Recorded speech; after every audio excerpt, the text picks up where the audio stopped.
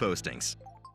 This is Scott Kaplan and Crew Tonight. The very best from today's Scott Kaplan and Crew show on the mightier 1090 AM ESPN Radio. SoCal Sports Talk. Here's Scott Kaplan, Alex Padilla, and John Browner. Hey, great friends. What's happening? It is Kaplan and Crew, along with Grande and the Brown Man, coming to you from the 7 Mile Casino Studios, 7milecasino.com.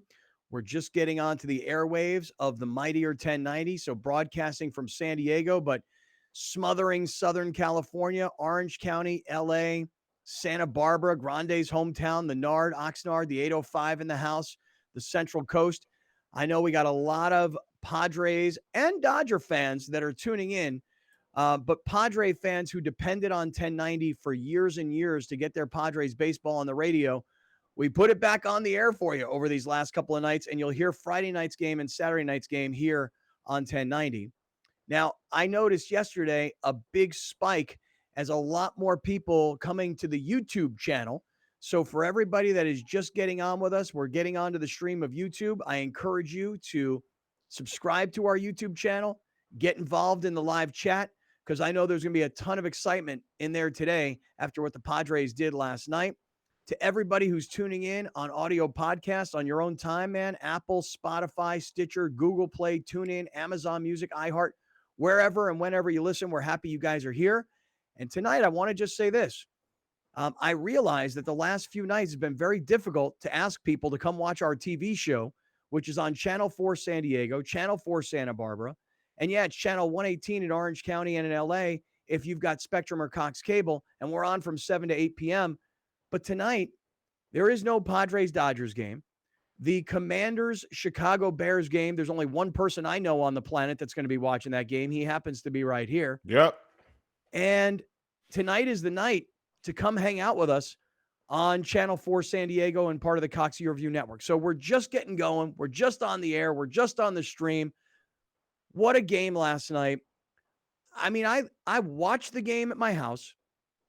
I listened to part of the game on 1090 when I had to go pick up my daughter. I watched the bulk of it over at my girlfriend's place. I caught some of it finishing up on the radio, and then I got the very end of it here at my house. I mean, I watched it on all different formats. I listened to it on different formats.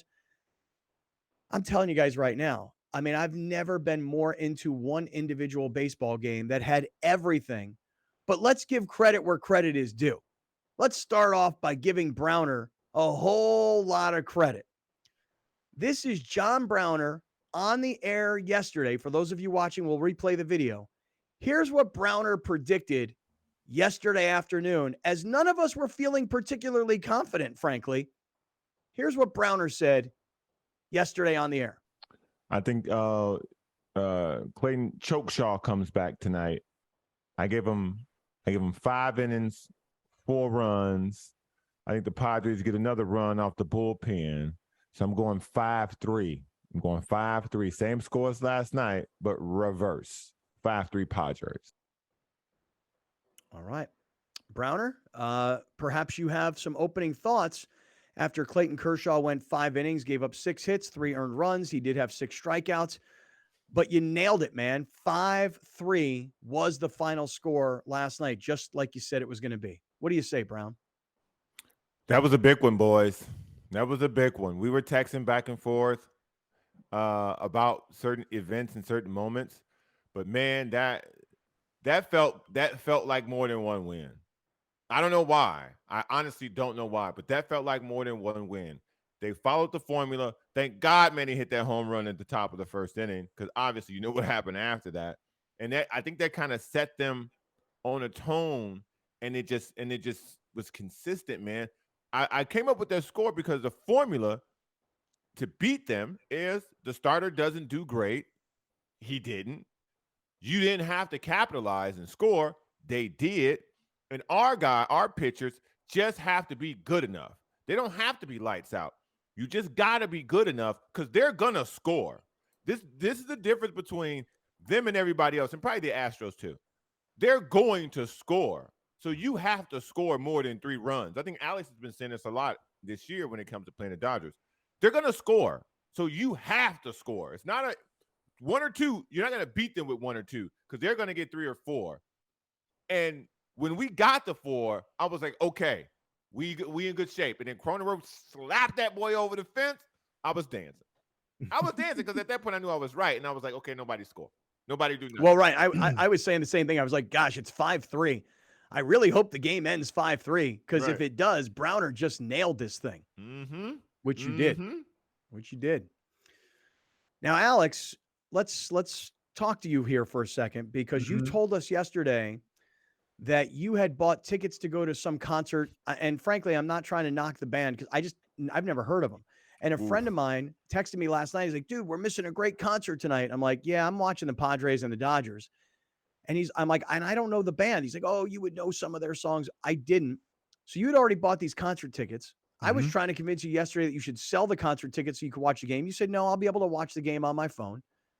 So tell us about what happened last night, because it seemed like you watched at least the first 4 or 5 innings while we were all texting before you took off for this show.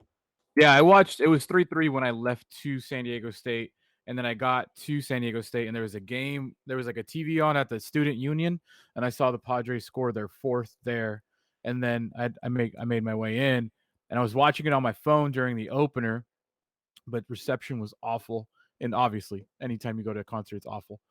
So I tried to watch as much as I could, and then once Florence came on, and turned the phone off. But I'm on this like large group chat with half Padres fans, half Dodger fans. There's 10 of us in this thing. So like literally I should have put my watch like on airplane mode. Yeah. Because it was like like I was holding my beer and it was just like shaking the whole time because it was like one of the most intense games ever for both sides. You know, it wasn't like Dodger fans weren't feeling the pressure. Right. Like they were feeling the pressure just as much as Padre fans. As rookie as we are with these kinds of situations in San Diego, don't get it twisted. Dodger fans are just as nervous during these games. They're not like some cocky bunch going in there like, we got this. It's a big time letdown when their guys don't make the play because they're so used to them making the play. So anyways, yeah, I'm keeping up. You guys start texting me. Hagen starts texting me. Like, Lawhead, we're all in this group chat. I got way too many texts coming my way. But I have the Score mobile app on. I love that app. And I'm like, refresh, like checking like balls. I'm literally under the play-by-play tab, just like strike 1, strike 2. And I was like, come on, Suarez, you son of a gun. Like, let's go.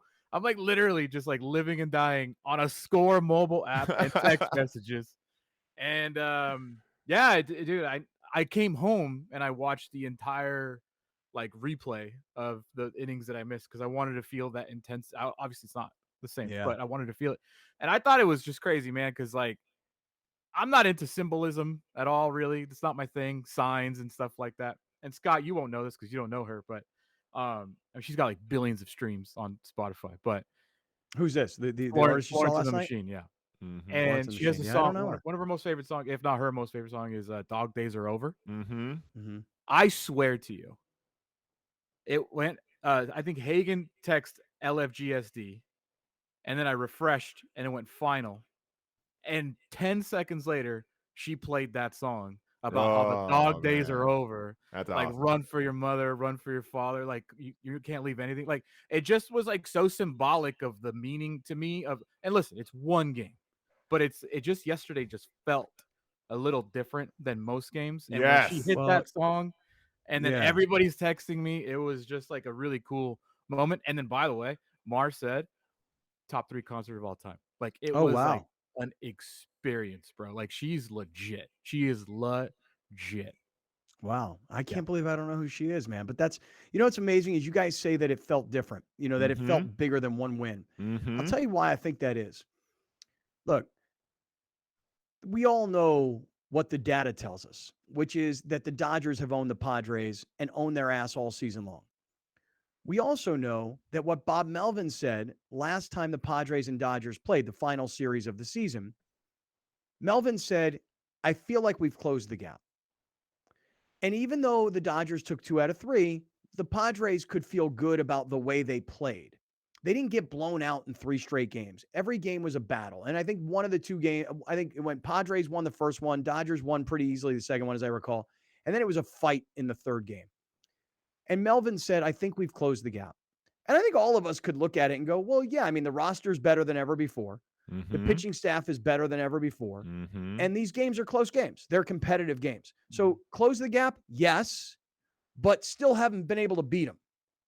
Now you go to LA, and in game one, they've got a 5-0 lead. And we all said yesterday, hey, way to go, Padres. At least you didn't lay down and die. You didn't quit. You battled back. But to come back game two against Kershaw, given the crowd, given the intensity of the moment, knowing the reality, Dodgers win, this thing's over, and it might be over in 3. Here's what you guys are saying about it being bigger than one win. Win the game, and you're guaranteed 2 games at Petco Park. So now, this is what I wanted all along. I wanted a 5-game series. I wanted the most intensity we could possibly ever have. That's what I wanted. Now, don't get me wrong. The Padres win the next 2 games at Petco Park and are celebrating that they've beaten the Dodgers. Great. Awesome. But I wanted the 2 games at Petco at least. And that's what the win last night guaranteed, is that there will be 2 games at Petco Park. And I'll tell you something real quick. A lot of Padre fans last night at Dodger Stadium. A lot. I mean, I'm not saying like thousands, and I'm not saying like they took the place over. Hardly. You could I mean, see some though. But you know the difference between the blue and the white and the brown, you can see them. But I got a lot of videos sent to me last night from friends of mine that were rocking their Padre gear, and they were there inside Dodger Stadium. I'll say this to Dodger fans, and I know we got a lot of Dodger fans tuning in because all of a sudden now, as we knew it would happen at one point, I got a lot of my 710 listeners that are now watching our show or listening to our show here because they all want to. This is now like a thing where they're all like monitoring me. How Padre happy am I? They're going, are you throwing a parade, Kaplan? Are you throwing a parade? I'm not throwing a parade because guess what? Mamba mentality. Job ain't done. Oh, not even close. And dude, I would say winning game 2 puts you in the fight. Now the fight starts. Right. Now it's just best 2 out of 3. Now you got yourself a series. And I'm dead serious about that. Like, I think that there is no momentum in this series. When you play the Dodgers, they have too much talent to really have like any sort of momentum. They can come in here on Friday and just work Blake Snell, no problem. Right. I genuinely believe that. Right. I think that winning game 2 puts you in the fight. That earned your way into the fight. That was your counterpunch. Yeah. And it wasn't, again, this wasn't one of those games where they ended up scoring 10 runs, so it didn't feel like the Dodgers were. It wasn't a competitive game. It wasn't like, oh, we just gave y'all that one because hey, y'all got a couple in the first, and we just kind of let the rope go. That was a fight to the last out, and I think for the guys in that dugout to go toe to toe with them and beat them, like they went toe to toe with the best team in baseball and beat them. And Yu Darvish wasn't his best. He was good enough, but he wasn't his best. And I really feel like that win probably felt like more than one win because the way the Dodgers answered every single score by the Padres until they didn't. Well, but I think you guys said it really well. Now the Padres are in the fight because the Padres probably believe more than ever we can battle with these guys and we can win. And the Dodgers probably more than ever feel like you cannot take these guys lightly in any way. And I'm not saying that the players or Dave Roberts did, but I'm sure that the fan base of the Dodgers for the most part did, so now winning last night, the way because so many things happened in that game. So many things happened. Like to me, I was watching in particular when Max Muncy hit a shot out to right field. It was the last pitch that Yu Darvish threw. When Soto is running towards the play, who should have called that ball, by the way? I thought so too. I thought there were two. I thought there were 2 plays in right field that Soto should have made. He bailed too early. But what I didn't know though, because I read about it afterwards, what Dave Roberts said was Soto acting like he was gonna make the play actually slowed the base runners down because they thought he was going to catch the ball. And even though Soto knew he wasn't going to, he timed it and sort of juked them. That's the word Dave Roberts used. And I'm like, he did? Because I'm telling you right now, watching it on TV, I was like, what the hell is he doing? Yeah, that ball Bro, that hit the wall. I'm like, dude, yeah. you gotta catch that ball. And I'll tell you something else, because I said this yesterday on the air. I'm like, Manny Machado and Juan Soto have to step up big. Mm-hmm. Manny did. Yeah. Soto did not. Cronenworth did. Mm-hmm. But the thing about Soto is he seems to always want to walk more than he wants to swing and hit. You know, he wants to get on base any way possible. And Alex, you talked about this yesterday. When the Dodgers make mistakes, you've got to hit balls like, and he had a 3-1 count and they put one right down the middle and he just didn't swing. Mm-hmm. So the game had everything. You know, the bunt, the play at home to get Myers, amazing. The Great Trey play by the Turner pitcher. play where he kind of takes his time and throws it to second base, but the hustle by Grisham. The game had everything. The error in it. by Trey Turner. Mm-hmm. The 360 spin catch by Bellinger in the same sixth inning. Like But that game. hold on. He was gonna catch that ball. The 360 was for style. He was never gonna. No, I miss think that he got. ball. I think he got twisted. All I'm saying is like the play by Gratterall and the play by Bellinger in the sixth inning. That game could have been much bigger of a blowout. But that play by Gratterall. The Play by throwout of Gratterall was Manny. great. The throwout of Mookie Betts. I mean, the Padres don't catch guys stealing. Right. I said Austin that Nola on don't throw Monday. nobody out. Yeah, That was they don't throw perfect guys though by out. Nola. Perfect. Yeah. I mean, against Mookie Betts. Right. And That then wasn't Max Muncy or Justin Turner trying to steal, right? I mean, that was Mookie Betts. And at the end of the final innings really mirrored the final innings of game one in sixth inning. You know, a big double play to end the inning for the Padres. And then game one, it was a big double inning by the Dodgers. Like these teams, I think they're a lot more evenly matched, but I would still say obviously the Dodgers have more talent. Are better. The Dodgers are better. Doubt, but they've allowed the Padres to believe. And it's like any other sport. You know, if let's just say the best NFL team, the Buffalo Bills, are playing the worst NFL team, pick your bad team, but you let them hang around long enough, they start to believe that they can compete. Yeah. The Dodgers were superior going into this series, but last night's game gives the Padres reason to believe they belong in this series. And if I'm a Dodger fan, rather than being like completely confident and arrogant, like we're gonna go down there and kill them anyway, I'd start to be worried a little bit that this thing is a more evenly matched series. You could see the emotion coming from the Padres bullpen too, or Padres dugout. I'm not saying it means more to the Padres, but you could see when they turned that double play, every single person in that dugout reacting like they just did like the biggest play, which it was the biggest play of the game. Like there's something to this team. There's a belief to this team. If we go back to the beginning of the season, you guys remember we talked about all their comebacks in the beginning of the year. How this team was different. This team shows fight. This team is not scared of any opponent. This team in the beginning of the season, we kept talking about that. They had 12 walk-off wins this year. They're a resilient bunch, and nobody except A-Rod yesterday picked them. So it's like, including myself. And they are still, I'm telling you, they are, and I think they know this. There is no expectation for us to win this series. Zero. Let's go play baseball. Let's just go and be the best we can.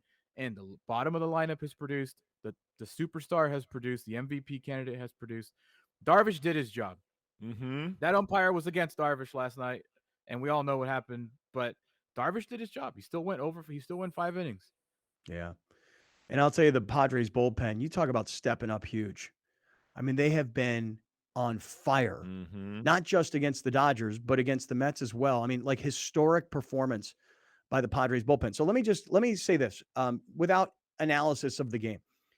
My phone has been blowing up because when you're on the radio for 20 plus years in San Diego and you've been around the Padre organization for a really long time, and sports fans in this town are just desperate for a win. And more than anything, Padre fans so badly want to beat the Dodgers, whereas Dodger fans really, really don't care about the Padres. They're just little brother.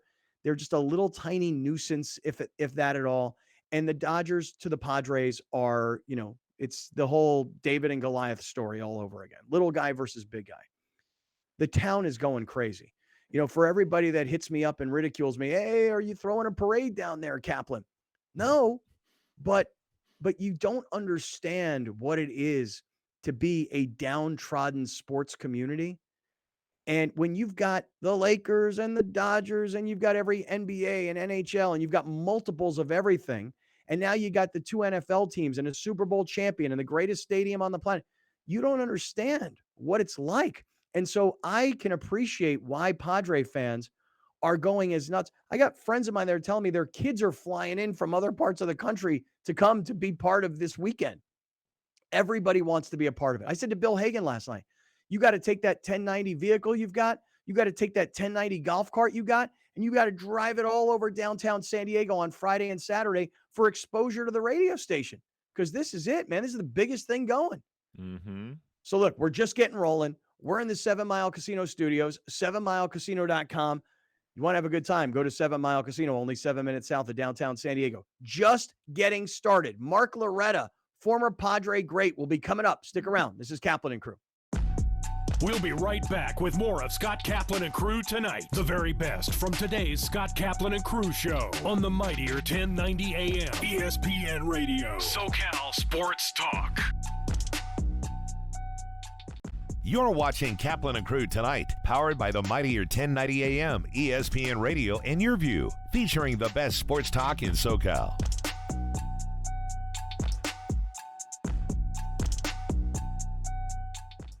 Dominating the SoCal radio airwaves for over 20 years. Join Scott Kaplan, Alex Padilla, and John Browner for Kaplan and Crew every Monday through Friday, 3 to 6 p.m. only on the mightier 1090 ESPN Radio, SoCal Sports Talk, and the mightier1090.com.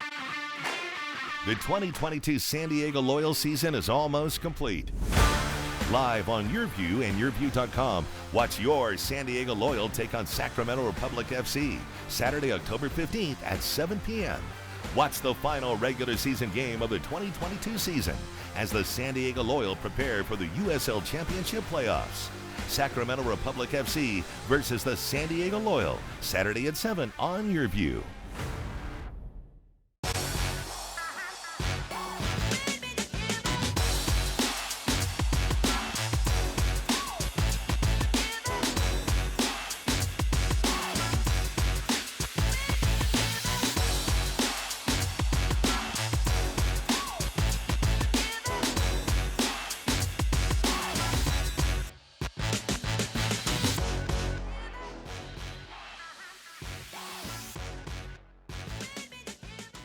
I thought I was okay. I had a degree, I had work experience. I should be able to provide for my kids. But they're just things that you don't plan on in life.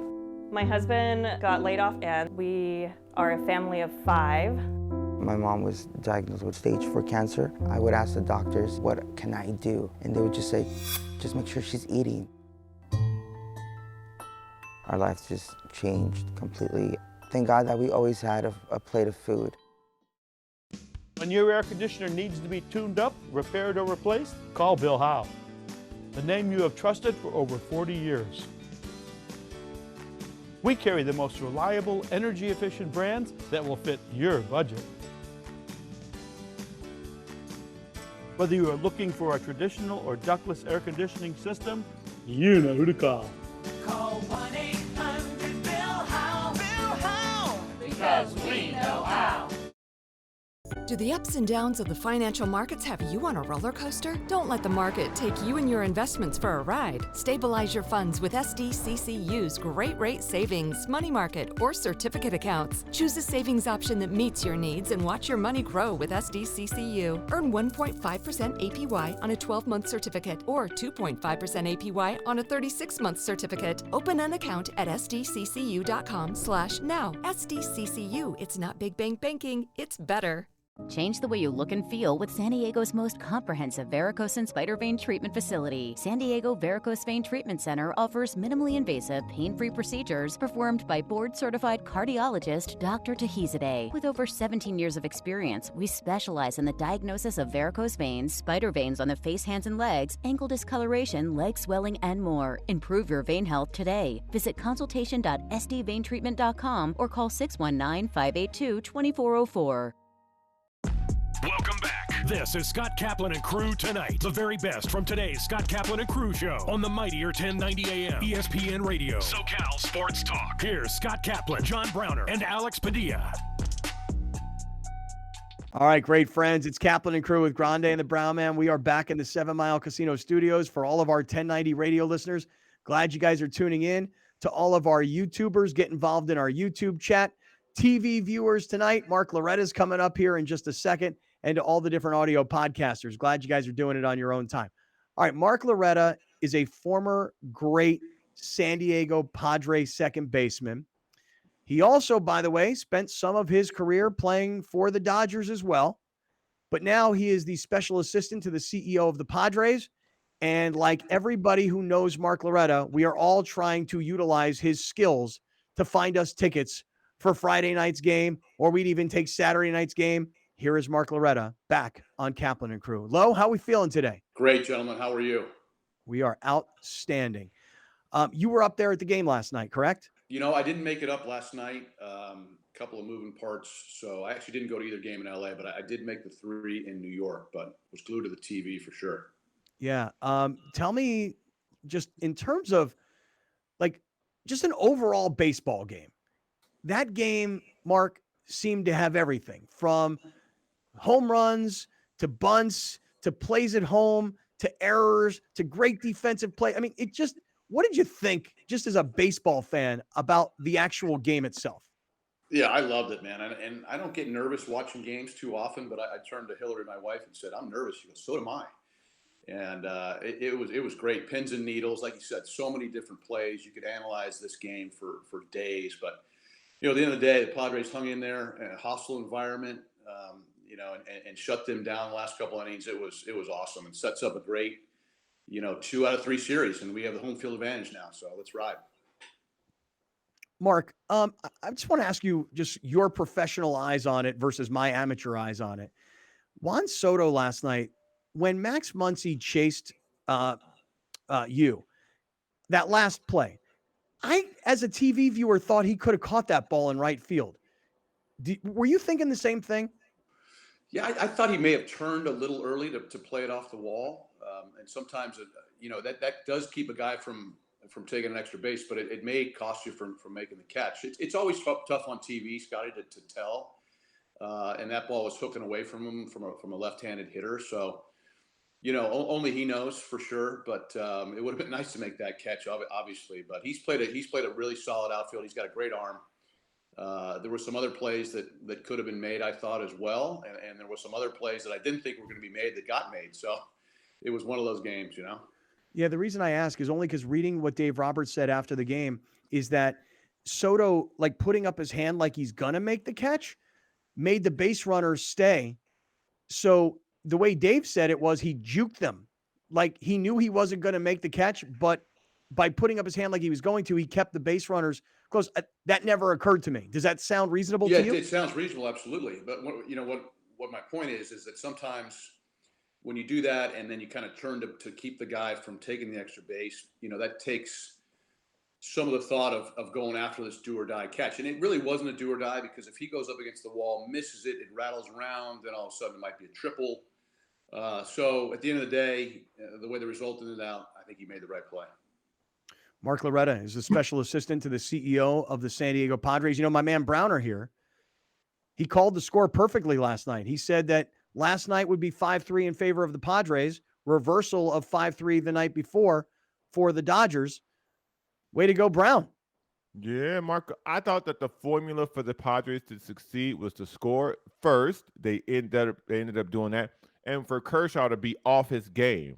I mean, he wasn't terrible, but he was off enough for them to take advantage of him and to basically run him out of the game a little sooner than I thought that they wanted to.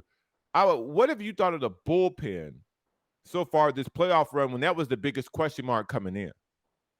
It's been lights out. I mean, they haven't given up a run. They didn't give up a hit in the first game, and I thought that was big.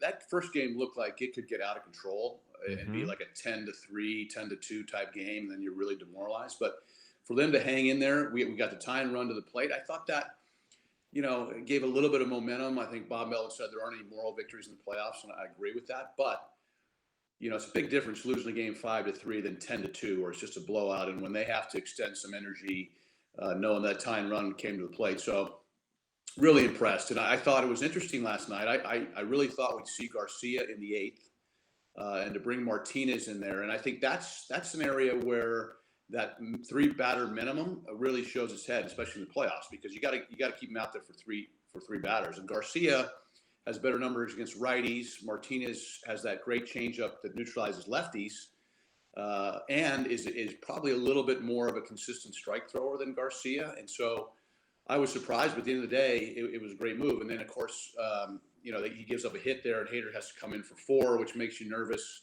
It was a lot of nerves. Yeah. Well, I didn't love that move at all. Did you like that move? And the reason I didn't like it at the time was because he was facing Trace Thompson, and I'm a fan of the kid, but he's not been hitting. So why would you bring in Hader to face Thompson?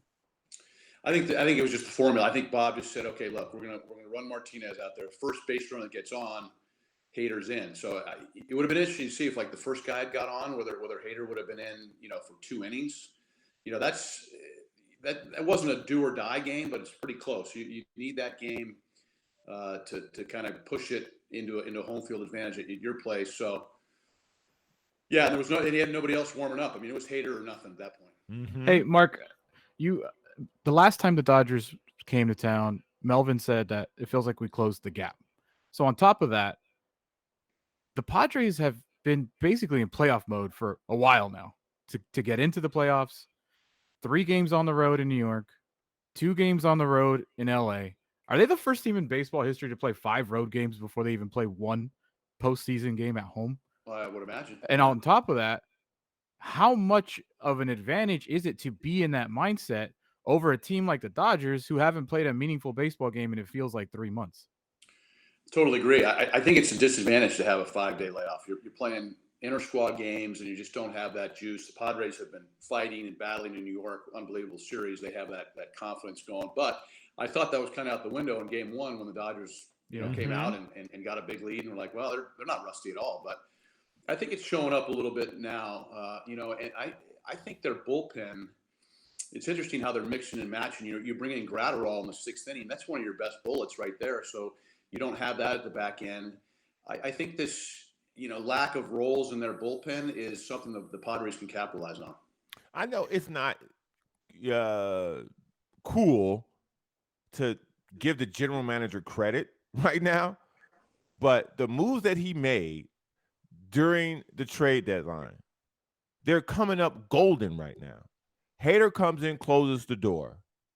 Josh Bell basically gets the ball rolling in the Mets series with a bomb home run off of Scherzer. Drury's going to have his moment soon because you can see it coming because everybody's doing something. What has those moves, what energy-wise, done to this run? Yeah, great point, Brown. I think because, some of those guys, like you mentioned, Hader and Bell and some of the guys we got at the trade deadline have struggled when they've come over here. But, the story hasn't been written. There's more to it, right? And so you get these guys hot in the playoffs. I mean, look at Grisham. Jeez. I mean, he looks like a different player in New York. I couldn't believe it watching him just spitting on balls and barreling balls and et cetera. And not only AJ, who's done a phenomenal job, but the scouting department to pick up Robert Suarez, and what I remembered, I thought back to, you remember the first game of the year, boys, when Suarez came in and couldn't throw a strike, and we're like, oh my God, blew the save. It was ugly. And here's a guy who's now faced in the most leveraged position in the 8th inning, only 6 months later, and just goes lights out. I was really impressed and proud of his development. It's interesting, by the way, though, speaking of all these moves, that Clevenger, who struggled obviously in game 1, all the guys who were traded to Cleveland for Clevenger, those 4 guys are all contributors to the run that the Guardians are on right now. Did you, Mark, you probably know that. I didn't really know it until somebody pointed it out to me. So, I mean, the Guardian Tampa Bay series was ex-Padre mania, with Manny Margot and all those guys and Hedges on both sides. Yeah, that's obviously the sign of a good development and farm system when you've got a lot of ex-major leaguers that are on other big league teams. So no question the Padres lead in that category of having ex-players on other teams, but it is what it is. And I think Clevenger, I'm hearing that his knee really was bothering him. I think he had to take a shot before the game. Really couldn't push off. I think that was some of the loss. So he won't make that excuse, but that's what I'm hearing internally. And so, he gave it everything he could, and it just came up a little short. Mark Loretta is here. He's he's a special assistant to the Padres CEO. He's a former great Padre player, played for the Dodgers as well in his career. What do you think last night, Mark?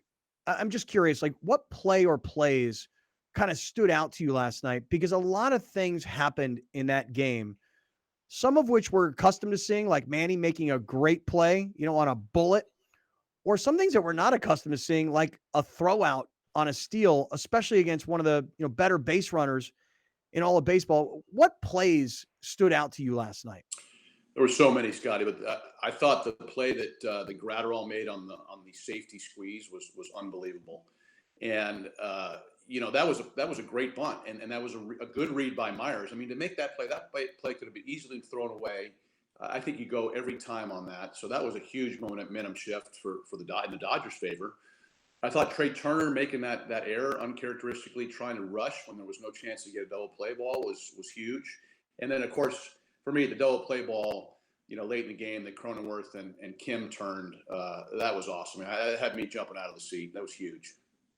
Hey, Mark, I've been kind of just like ramming this point about how in the postseason, managers do cute things. I don't know what other word to say. Obviously, in Seattle, you saw Robbie Ray come in, who's a starter, try and close the game. Showalter puts in Edwin Diaz in the seventh. The guy's never done 3 innings in his life. Like yesterday, Scott was texting me. He's like, Melvin's getting cute with the Hader coming in for 4. But I've actually given Melvin a lot of credit because he literally has just been the same dude all year long, whether it be like leaving guys in for maybe a little too long. Like he's done it. He's stayed course all year long. Do you believe in that? Like managers getting too cute in the post, doing things, getting guys out of their rhythm?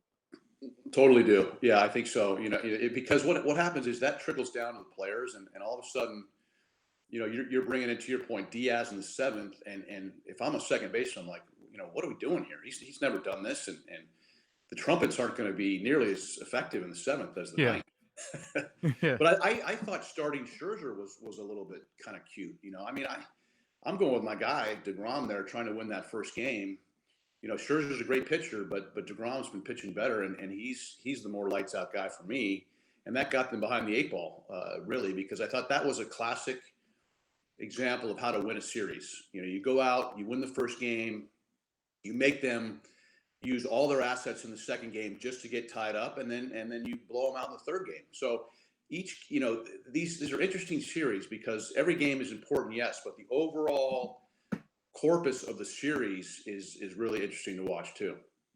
We're talking to Mark Loretta this afternoon. He's been a contributor to the show all season long and been a great friend for 20 years. Mark, talk to us about the mentality now. Like from our perspective, the Dodgers after game 1, it's like, yeah, well, this is what we do. We beat up on the Padres. But from the Padres perspective, it's like, you know what? We do feel like we've closed the gap and we didn't quit and the game was close and we brought the tying run to the plate. So I don't feel terrible about the way we played.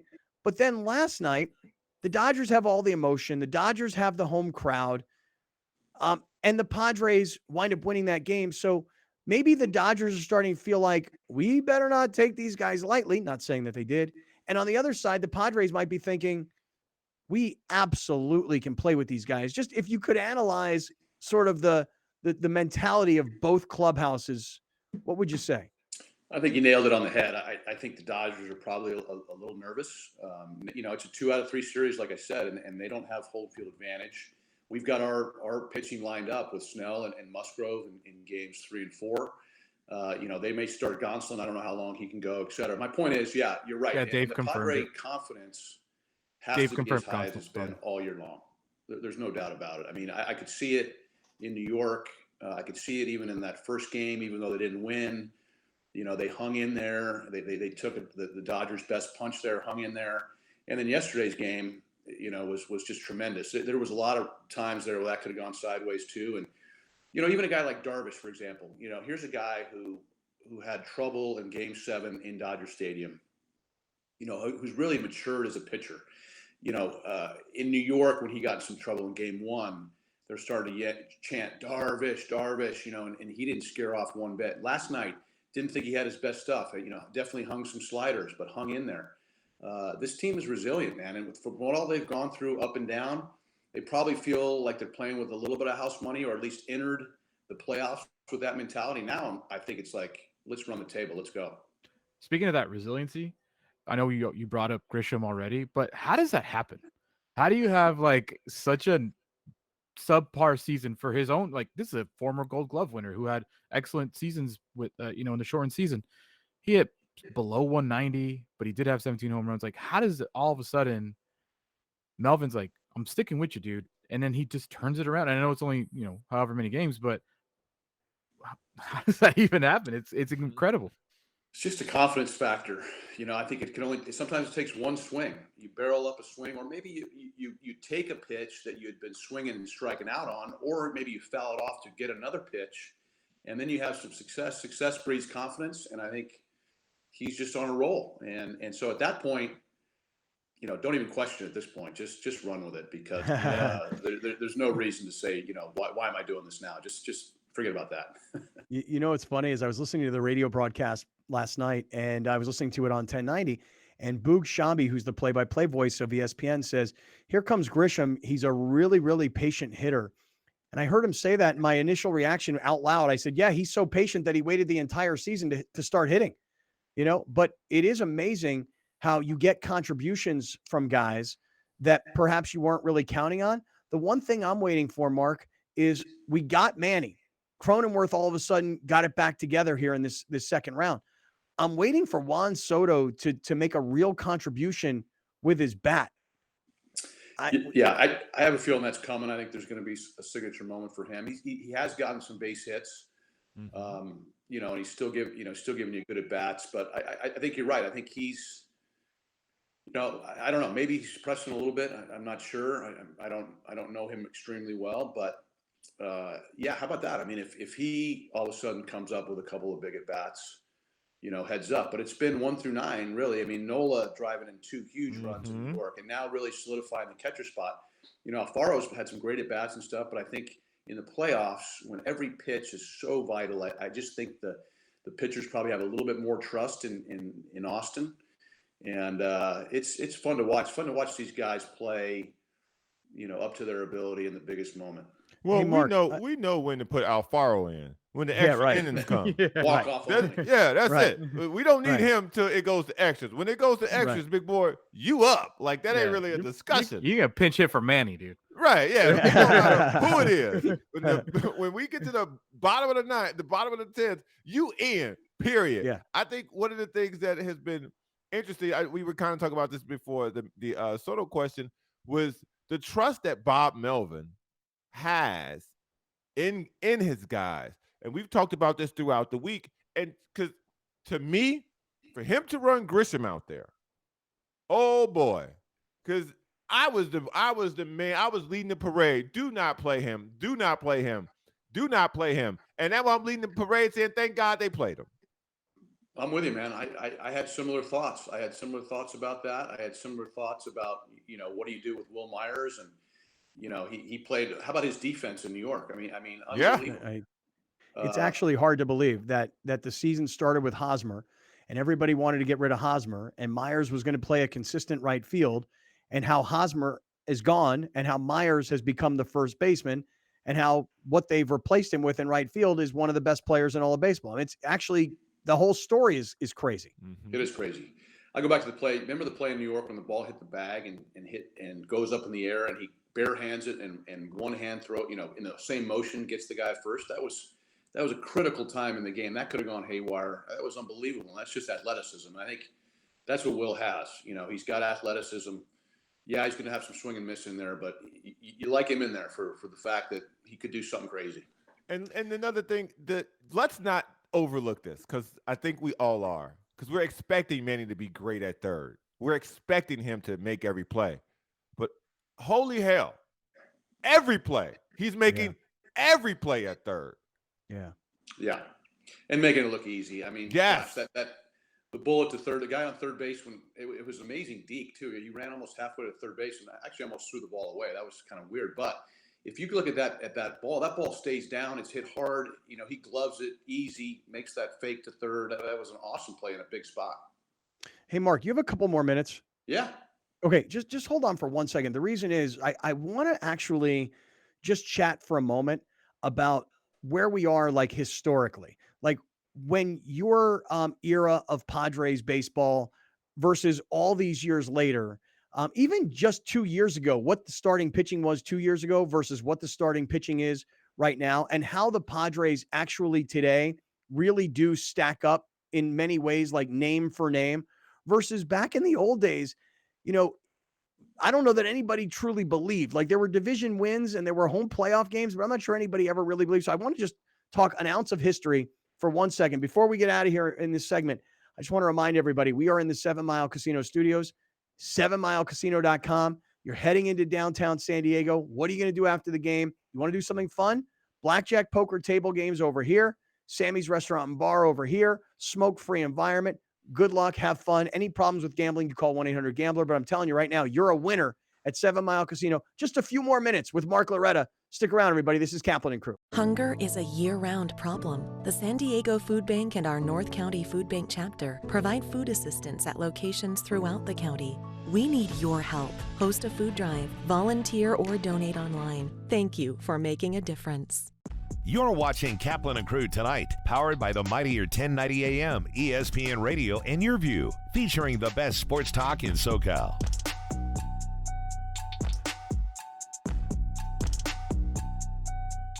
Locally owned and operated, not some bland, uninspired, corporate, cookie-cutter radio station crap.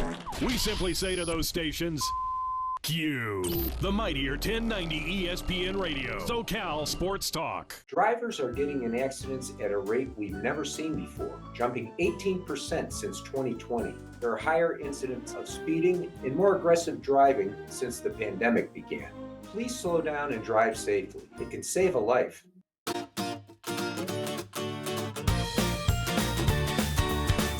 Please welcome 4 of the 5 San Diego County Teachers of the Year from the 2021-2022 school year. From Central Elementary School, Laura Reyes.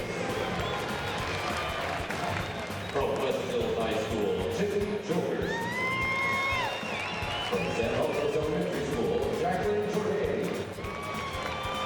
And from St. Joe Chavez Middle School, Zar Sanders. Teachers, please deliver the pitch. San Diego County Teachers of the Year with their honorary pitch.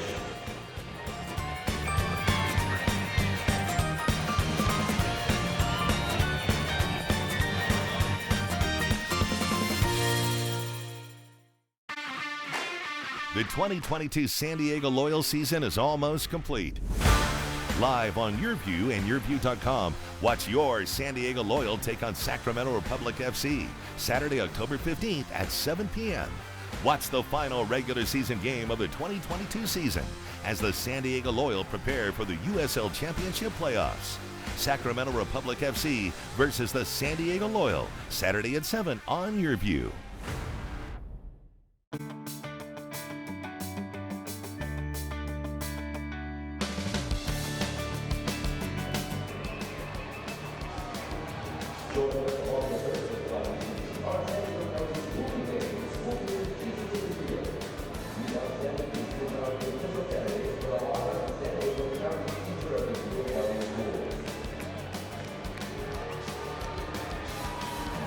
San Diego County Teachers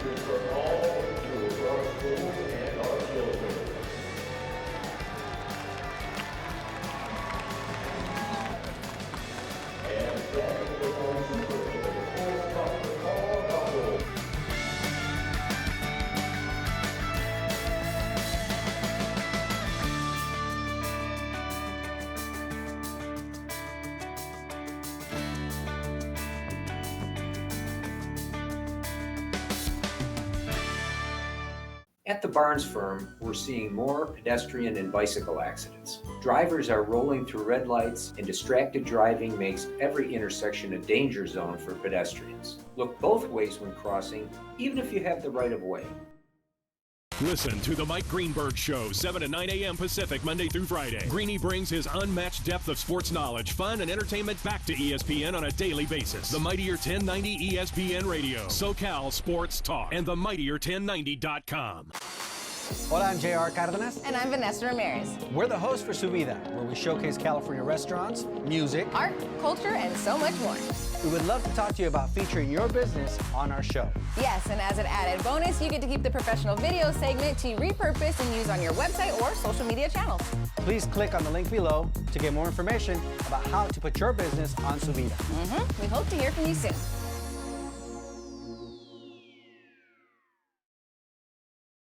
Great things can be achieved when a community comes together. Join Erica Cardenas on Doing More as she introduces you to ordinary people working side by side to confront tremendous challenges and make a positive impact in their community.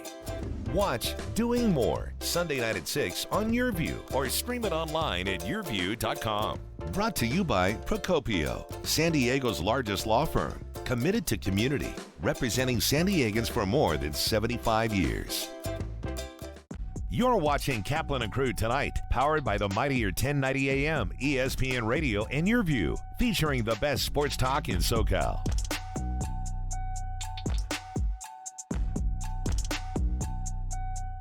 Hunger is a year-round problem. The San Diego Food Bank and our North County Food Bank chapter provide food assistance at locations throughout the county. We need your help. Host a food drive, volunteer, or donate online. Thank you for making a difference. San Diego Varicose Vein Treatment Center, we take care of all various needs of patients for management of their venous insufficiency. People who come here are mainly concerned about symptoms that brings them on or issues related to cosmetic concern that we can always take care of. Now with the advancement of technology and so many catheter-based treatments, we can treat our patients much more quickly, much more comfortably with less downtime. Patients love the result invariably. It's been a huge impact in my life to feel better, to be able to power walk again. Overall, I'm just feeling like I used to feel when I was a lot younger, and I'm so grateful for this place. It's a privilege to take care of our patients. It comes from the heart, and I love it.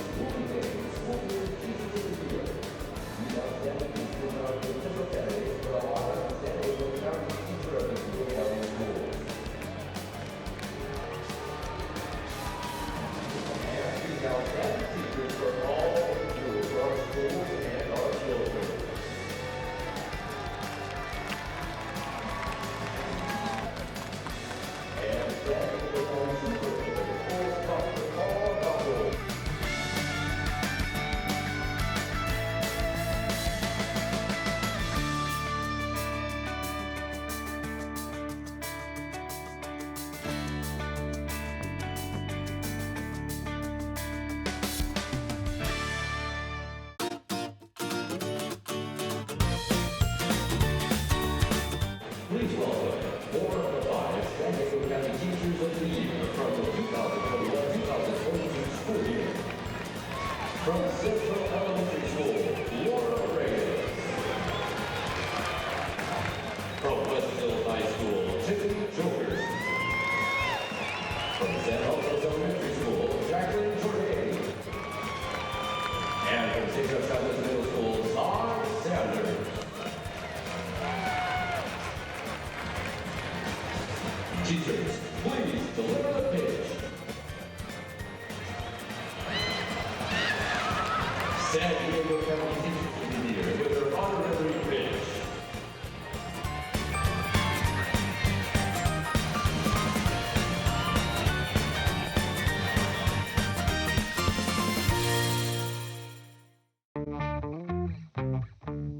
The way I would describe myself as a player is I can move around a lot. I'm very, all over the field, wherever coach needs me.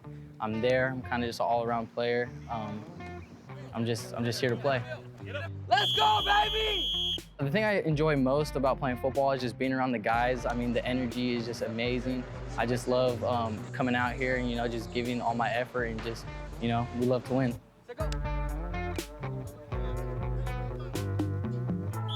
One of the biggest lessons that I've learned playing football is just, pushing through adversity. There's always obstacles on the field. What motivates Anthony is the bar he sets for himself. When he accomplishes one thing, he pushes that bar a little higher and gets to that next level. And then when he accomplishes that, he pushes the bar a little higher and gets to that level.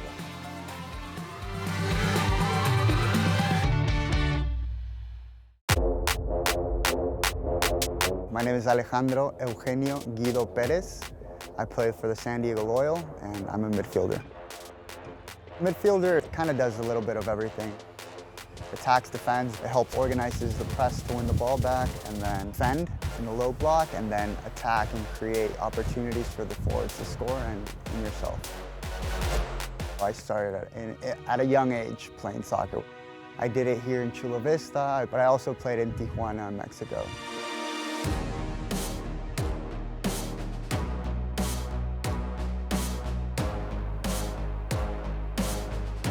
It's definitely been restorative to be back home and be at a club, such a great club, that values the person, not just the player. I've been able to grow tremendously on and off the field and be taken care of by the family that's around me and supporting me.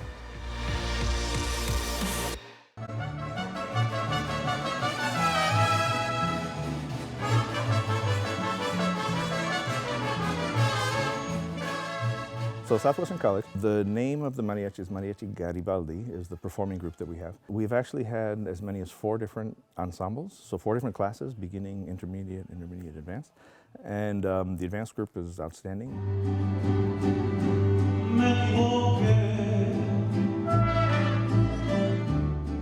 We got that associate's degree in music with the mariachi specialization approved in 2004. And that was the first in the world anywhere. It's not a degree in mariachi music, it's a degree in music with a specialization in mariachi.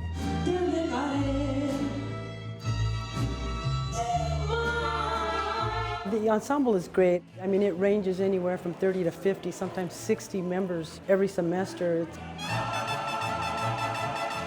It's fantastic. If you're going to count yourself as a fan of this radio station, you'll need to continuously ask yourself one basic question. Am I listening enough? Pro tip, wives are not a good source for input on this. This is the Mightier 1090 AM ESPN Radio. Hunger is a year-round problem. The San Diego Food Bank and our North County Food Bank chapter provide food assistance at locations throughout the county. We need your help. Host a food drive, volunteer, or donate online. Thank you for making a difference.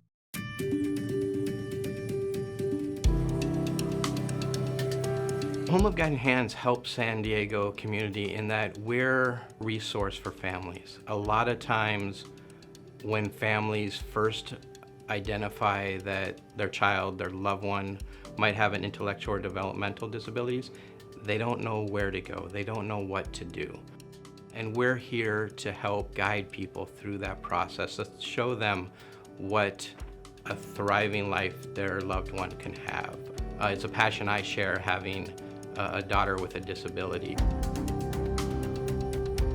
I really love the place that I live at. Because of Home of Guiding Hands, I was able to move out of my parents' house and into a beautiful home that I love living in. And so if you have an independent living service coordinator, they will help you learn more about being independent, and they help guide you through different things. They've helped me with lots of encouragement and love. They've also given me an ILS worker who is an amazing person, and I love her so much. She's great. I could tell you the first, I think, week or so, I wasn't feeling very confident in myself. The first couple of nights I was like, oh, this is scary. But I look back on it now and I'm like, this is so easy. Main Street Living celebrates diverse abilities in partnership with Home of Guiding Hands, supporting the special needs community for over 55 years.